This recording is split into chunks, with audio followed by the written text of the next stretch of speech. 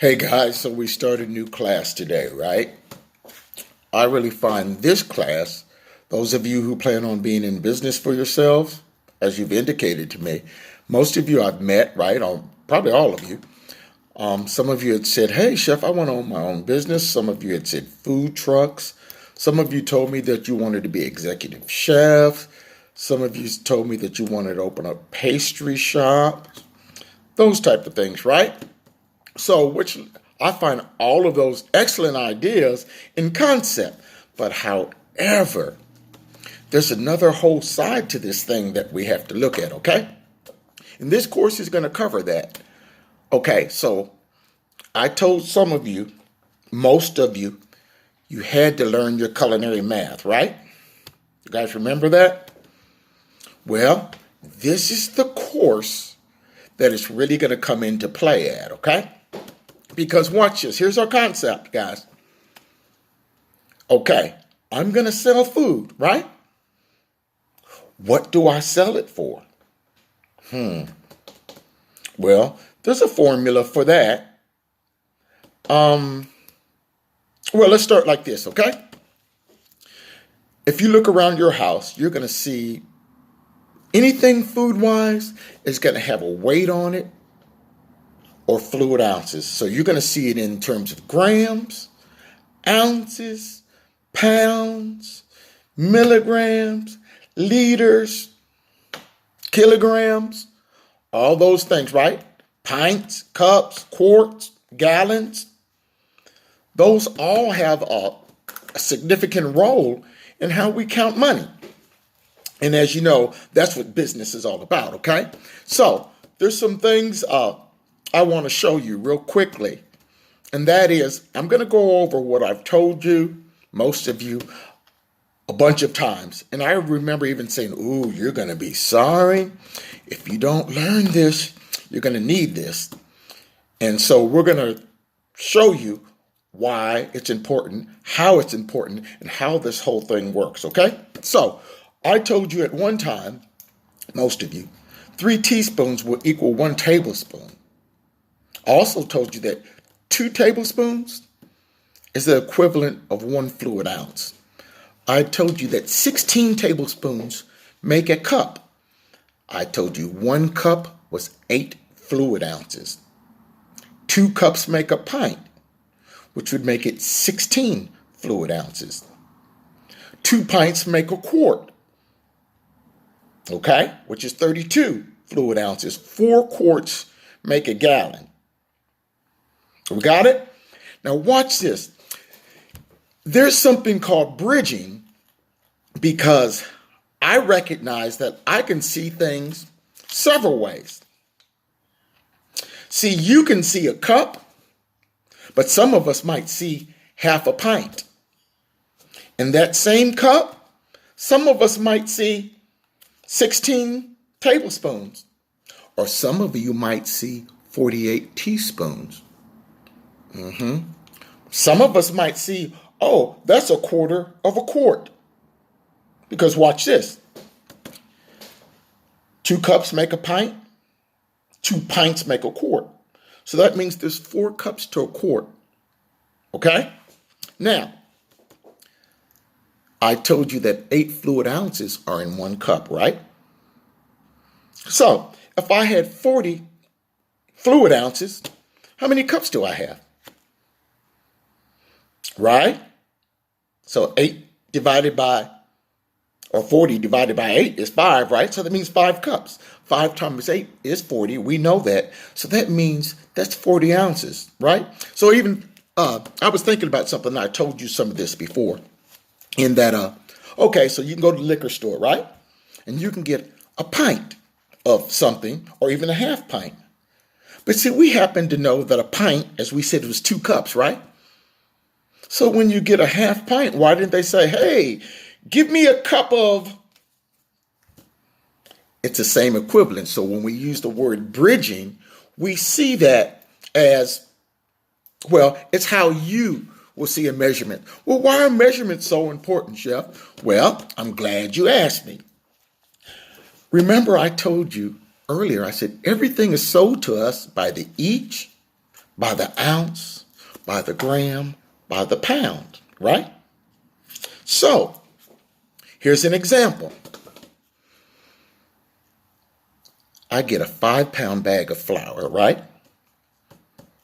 So, 16 ounces to a pound. Do we know that? I hope we know that one, right? 16. So if I have a 5-pound bag of flour, that means I have 80 ounces. What did I do? Well, if a pound is 16 ounces and I have 5 pounds, I'll go 5 times the 16, which will give me 80 ounces. Right? You with me? So, I can call a 5-pound bag of flour 5 pounds of flour, or I can call it 80 ounces of flour.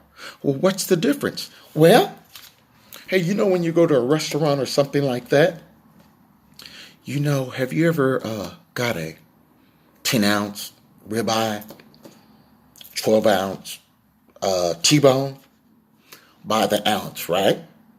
Well, listen, look at your bottled water. Look at soda. Even look at your milk. It's going to give you all of those equivalences in ounces. So it's fair to say that if I sell something by the ounce, which we do, I don't know if you know that or not, almost all of our portions are portioned in ounces. Okay? And so the importance of this is knowing that when I serve food, normally it's served in portions which we recognize as ounces. Okay? So, check this out.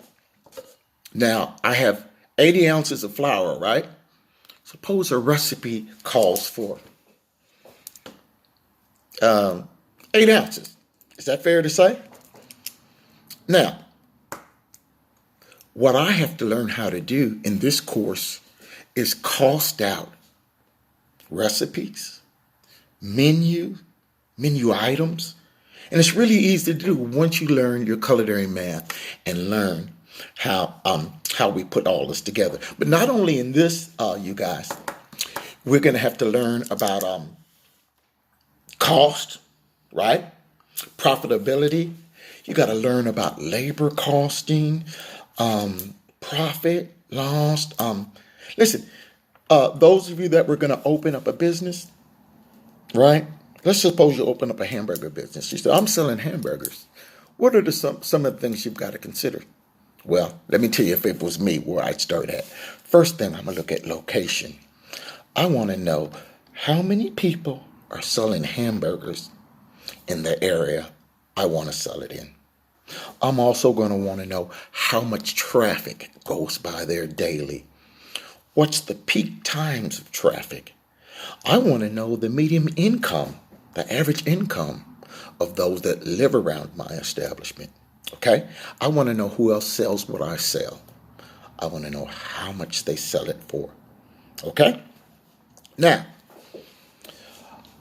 some of us would say, hey, well, I'm going to sell a hamburger for $5 because we just grabbed that number out the air, right? Well, that's not going to work for us, guys, because that's just not business. I used to say something all the time to you guys. I said, hey, if it doesn't make sense, it's not going to make sense. And to me, if it doesn't make sense, it doesn't make sense. But I'll make that make sense later. Okay, so listen. Understand there's prime costs, there's variable costs, and as a manager, there's food costs, there's labor costs. And as a manager, those are all things that you have to control. Now, I know that you heard, and I'm not sure if you know this, they say out of 5 businesses, food business normally, that start in a couple years, we're lucky if 2 of them are left open. And that's sort of scary, because a lot of people put a lot of resources, time, effort into their establishments. And it's sort of sad to see them go under sometimes from lack of management or from lack of knowledge, okay? So this is what this course is going to do. Now, I want to give you a heads up. Our first quiz that we're going to do I'm just going to make it be on measurements, okay? Because that's so prevalent to what we really need to know how to do coming out of this course. And now I know a lot of you said, oh, Chef, I'm not good at math. I'm terrible at math. Well, I disagree with you, because let me tell you why. In this, we use calculators, right? So all of us know how to add. We know how to subtract. We know how to multiply. And we know how to divide, right? So that means, okay, we know how to do math. Now what we have to learn is what to do with it in this application. So listen, I put something I called a formula book. I called it my formula Bible. Okay. And in that, you guys, if you can get that printed out, you're going to need that throughout this course to understand which formula go with what. And now listen, not to scare you, but you remember this one? We previously, all of us have learned that we learned this formula. Watch this one. So I want to change my recipe, right? Well, what do? I'm going to follow a formula. Remember? New yield over old yield, right? Or new yield divided by the old yield will equal my conversion factor. So if I take my conversion factor, right, and multiply it by all of my ingredients, it gives me the right amount. Actually, it gives me a new amount, right, new yield for what I'm trying to yield. So let's suppose a recipe makes 8 servings. I need 33, right? So I would go 33 divided by the 8 will equal my new CF factor, or my conversion factor. And that's what I would use to multiply out each ingredient in my recipe, which will now give me a new yield. Okay? So I just told you that to really show you all these formulas you're going to see. Don't let them scare you. We're just going to have to learn together where we use them, how to apply them, okay? So, one more thing I need to tell you guys about.